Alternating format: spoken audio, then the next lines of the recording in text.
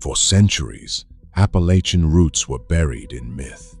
Now, ancient DNA finally reveals the truth about the Scots-Irish, a resilient genetic tapestry shaped by brutal border wars and untamed frontiers. We've all heard the basic story: poverty, persecution, a hunger for free land. These same forces pushed millions of Europeans toward Ellis Island, toward the tenements of Boston and the stockyards of Chicago. But the people I'm talking about today didn't come through Ellis Island. They didn't even come from the same desperate centuries as those later waves. The Scots-Irish reached these shores over 300 years earlier, and the home they carved out wasn't a city street. It was the misty hollows and ridgelines of southern Appalachia. And buried inside their bloodline is a story far older and stranger than anyone realized. A story written across thousands of years of European migration, conquest, and survival, long before a single ship ever left port. Before we get into it, a like and a subscribe helps this channel keep going. Now, to understand where these people really came from, we have to go back to one king, one crown, and one decision that would change Ireland, Scotland, and eventually Appalachia forever. Long before anyone called themselves Scottish or Irish or anything else, the land we now call Scotland was empty ice. Around 12,000 years ago, as the last glaciers finally retreated, the first humans moved in. These were Mesolithic hunter-gatherers, small nomadic bands following the melting ice north, living off fish, deer, and whatever the forest gave up. Their genetic fingerprint on modern Scots is faint today, but it never fully disappeared. Then, around 6,000 years ago, everything changed. A new wave of people arrived from the Near East and Anatolia, bringing something the hunter-gatherers never had: agriculture. These Neolithic farmers didn't just bring crops and livestock, they brought permanence. They built monuments meant to outlast generations. Structures like the Callanish stones on the Isle of Lewis and the Ring of Brodgar in Orkney. Stone circles still standing thousands of years later. Their genetic legacy ran deep, and for a while, it looked like farming culture would define the land forever. It didn't last. Around 4,500 years ago, a new people showed up carrying distinctive bell-shaped pottery, and historians now simply call them the Beaker people. What they did to the existing gene pool was staggering. Some genetic studies suggest Beaker migrants replaced as much as 90% of the local Neolithic population's ancestry. 90%. An entire genetic identity nearly erased and rewritten within a few generations. Then came the Bronze Age, and with it, the Celts. Originating in Central Europe, these tribal societies didn't necessarily conquer the land by force. Instead, the evidence suggests something subtler. Local populations gradually adopted Celtic language, technology, and religious practice rather than being wiped out and replaced. Gaelic took root, especially in the Western Highlands, while a separate language, likely Pictish, held on in the East for centuries longer. This blending of peoples would echo again centuries later, across an ocean. So by the time anyone could call this land Scotland, its people were already a blend of hunters, farmers, beaker-bearing newcomers, and Celtic tribes, layered on top of each other like sediment. And that layering was only the beginning.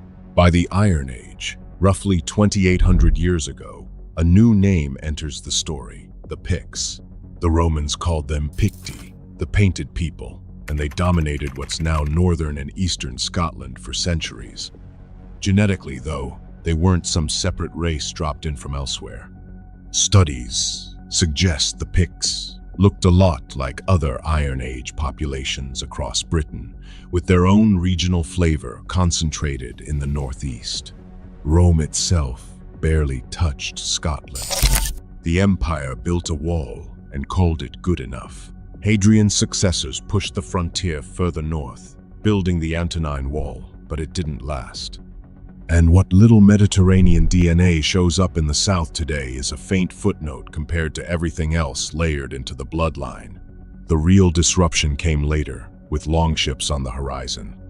Starting around 793 AD and running for nearly 3 centuries, Norse raiders and settlers transformed the genetic map of Scotland's north. In Orkney, roughly a quarter of the population's DNA traces back to Norway. In Shetland, it's nearly identical. Even on the mainland, Norwegian ancestry shows up at lower but still measurable levels, averaging around 4%. This is where something fascinating starts to take shape.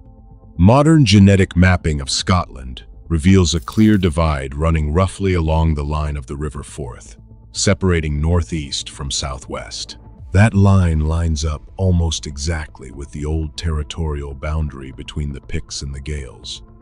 Centuries after both groups supposedly vanished into a unified Scottish identity, their genetic fingerprint still splits the country in two.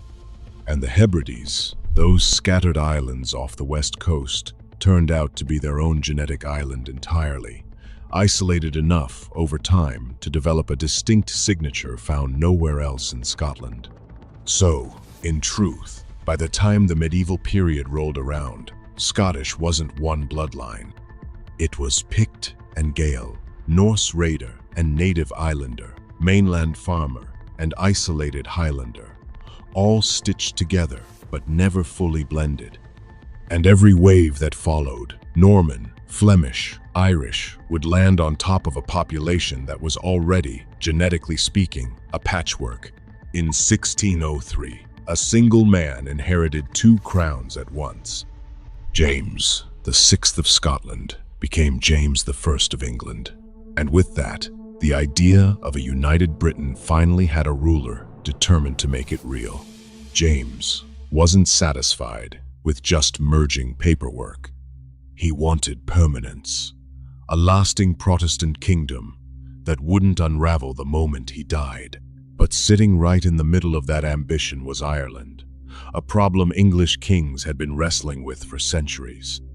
Parts of the island had technically belonged to the English crown since the 1170s, but Gaelic chieftains never fully accepted it. Catholic Ireland kept fighting, kept resisting, and worse, from London's perspective, kept welcoming Catholic Spain as an ally against the English. Then, in 1593, a brutal 9-year conflict known as Tyrone's Rebellion broke out, pitting a confederacy of Irish clans, backed by Spanish support, against the crown. By 1603, the rebellion had collapsed. Defeated Ulster lords fled the country, abandoning their lands outright. For James, this was an opening too good to pass up. What followed, starting around 1605 and running for nearly a century, became known as the Plantation of Ulster. The Crown offered land grants across counties like Antrim, Down, Armagh, Tyrone, Donegal, Cavan, Fermanagh, and Derry to anyone willing to settle. This wasn't the first such scheme attempted, but it proved the most lasting. For Scots, especially lowlanders already struggling under crowded farmland and religious discrimination back home, this looked like a golden opportunity. As many as 200,000 Scots crossed the narrow North Channel over those 90 years. But the freedom they were promised came with strings attached.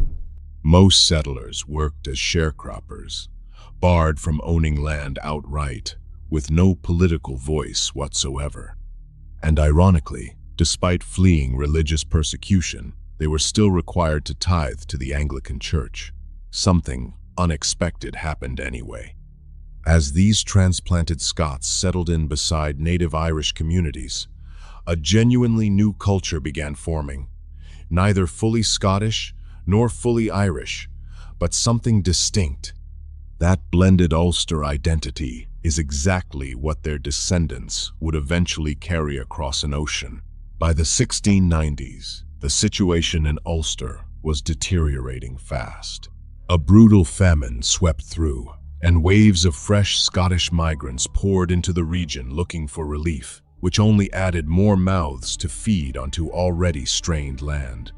Scottish Presbyterians had become the clear majority in Ulster by this point, yet that majority status bought them surprisingly little power. They were still squeezed from both directions. Catholic neighbors resented their presence and their faith, while the Anglican establishment officially in charge looked down on Presbyterianism as barely tolerable at best. Political representation remained completely out of reach, no matter how many of them there were. Numbers alone, it turned out, guaranteed absolutely nothing politically. Then came the economics, and economics rarely favor the tenant. As Ulster's population swelled, landlords realized they could charge whatever they wanted. Rents climbed sharply, year after year, squeezing families who had already given up everything once to cross the North Channel in the first place. Resentment toward the Church of England, which Presbyterian tenants were still forced to financially support through tithes, never faded. If anything, it deepened. For many ordinary families, a question started forming that hadn't seemed necessary a generation earlier. If Ulster wasn't truly free, and clearly it wasn't, was there somewhere else that actually might be? Word had been trickling back from across the Atlantic for years, stories of cheap land, no enforced tithe, and the kind of isolation that meant nobody official would be checking in on how you worshipped. For people who'd already proven willing to gamble everything on a single crossing once before, this looked less like a leap of faith and more like the obvious next move. Starting in the early 1700s, that question turned into action.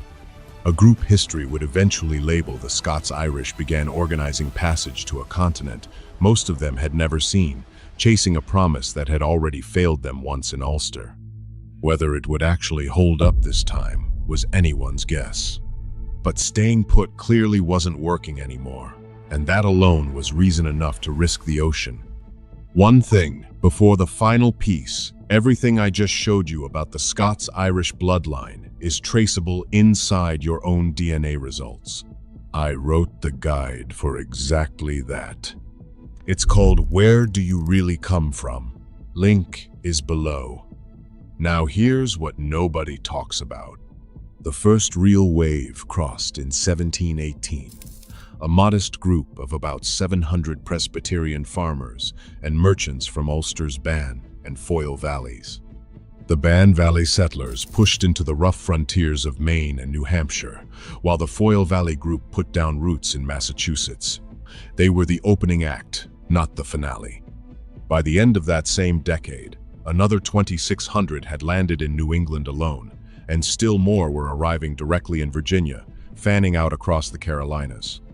In the decades leading up to the American Revolution, no immigrant group crossed the Atlantic in greater numbers than the Scots-Irish. By the 1770s, an estimated 250,000 of them were living scattered across the American colonies. Most were subsistence farmers chasing the same thing that had pulled them to Ulster generations earlier, cheap land and the freedom to worship without interference. But this time, they pushed further than anyone expected. Straight toward the frontier itself, the rougher the better. Thin soil, harsh winters, contested territory, none of it scared them off. If anything, isolation was the point. Colonial governments noticed and actively recruited these newcomers, dangling cheap frontier land in exchange for settling exactly where colonial leaders wanted a buffer between civilization and native nations. Nowhere did this arrangement take root more successfully than the southern Appalachians. Here, Scots-Irish families built a humble, sustainable life, and they didn't simply coexist with indigenous communities nearby. They intermarried with them, traded with them, and hunted alongside them. The deerskin trade flourished through partnerships with the Creek, the Cherokee, and the Choctaw, lasting well into the next century. One name captures this blending perfectly. James Adair, born in County Antrim, who lived among the Cherokee, left descendants there, and worked as a respected diplomat between colonial powers and southern tribes. His 1,775 book on Native American history is still considered an essential record of tribal language and custom today. It's also a quiet reminder that so many modern Americans carrying Scots-Irish DNA are, often knowingly or not, also carrying indigenous ancestry alongside it as well. So what does all of this actually look like in a modern DNA test? This is where the Scotland's DNA Project, led by geneticist Jim Wilson at the University of Edinburgh, comes in. Their work remains one of the most thorough. By analyzing samples from nearly 1,000 Scots, the project mapped the country into 6 distinct genetic clusters: the Borders, the Southwest, the Hebrides, the Northeast, Orkney, and Shetland. That Northeast-Southwest split we talked about earlier, the one tracing back to Picts and Gaels, showed up clearly in the data, confirming that ancient tribal boundary never really disappeared. But some of the findings went well beyond expected territory. Around 1% of Scots, the research found, descend directly from Berber tribesmen out of the Sahara, a lineage stretching back roughly 5,600 years. The theory is that this DNA spread first to Spain during the Moorish period, then up along the Atlantic coast through France, and finally into Scotland. Separately, genetic markers tied to the Yamnaya culture, originating in the steppe region of what's now Ukraine and southern Russia, also turned up in the Scottish population, especially concentrated in Orkney, evidence of migration that happened roughly 5,000 years ago. Then there's the surname research. Among participants carrying the name Stuart, 15% turned out to be direct descendants of Scotland's royal line, carrying what researchers nicknamed royal DNA. And perhaps strangest of all, the study uncovered traces of the Meate, a tribe that fought Roman legions back in 208 AD and then seemingly vanished from the historical record by the 8th century. DNA analysis found a distinctive genetic marker still clustered tightly around Stirling and the foothills nearby, exactly where the Meate once lived. None of this stayed locked away in Scotland. Every one of these markers, Pictish, Norse, Berber, Yamnaya, Royal Stuart, Meate, traveled across the Atlantic embedded in the Ulster Scots who settled Appalachia. Anyone with deep Appalachian roots taking a modern DNA test today is statistically carrying pieces of every single one of these ancient migrations, whether they ever knew it or not. All of this ancient genetic layering eventually had its moment to prove itself, and it happened on a battlefield. On the 7th of October 1780, at the Battle of Kings Mountain in South Carolina, descendants of Scots-Irish settlers from Tennessee and Virginia faced down Loyalist militia forces and won decisively. Thomas Jefferson himself later called it the turn of the tide of success in the Revolutionary War. That fighting spirit, inherited from centuries of border conflict, plantation hardship, and frontier survival, didn't show up by accident. Generations of being squeezed by landlords, monarchs, and distant governments had taught these people exactly one enduring lesson: trust no one above you, and rely entirely on family and neighbors instead. So where did all of these bloodlines end up settling permanently? Mostly right where they started, in Appalachia. Today, North Carolina holds the highest percentage of Scots-Irish ancestry of any state in the country, at 2.9% of the population. South Carolina and Tennessee follow closely behind at 2.4% each. But the real proof isn't sitting in a census table. It's woven, quite literally, into Appalachian quilts, where every pattern still tells a family story passed down through generations. It's baked into the food: chow chow, hoe cakes, chicken fried steak, biscuits and gravy, dishes that trace back to necessity and isolation as much as taste. It's distilled, sometimes a little too literally, into moonshine traditions that go back to the same suspicion of outside authority their ancestors carried across the Atlantic. It's played out in fiddle music and bluegrass, and danced out in buck dancing, an echo of Irish folk dances performed 3 centuries ago on a different continent entirely. And it shows up in something harder to measure but impossible to miss: a certain attitude. Blunt, practical, fiercely independent, and just a little suspicious of anyone claiming authority over them. None of that came from nowhere. It traveled through Pictish resistance, Norse raids, plantation hardship, and frontier survival, and it landed, fully intact, in the hollows of Appalachia. The DNA test simply confirmed what the culture had been quietly proving the entire time. So that's the real story, the one buried under 300 years of myth, fiddle tunes, and family legend. The Scots-Irish who settled Appalachia weren't a simple people with a simple bloodline. They carried Pictish resistance, Norse raids, Beaker DNA, Berber ancestry, and even traces of a forgotten tribe called the Maote, all stitched together long before anyone ever boarded a ship. Then they added Cherokee, Creek, and Choctaw ancestry once they arrived, building something entirely new in the hollows of Appalachia. And that complexity is exactly what makes this heritage worth exploring.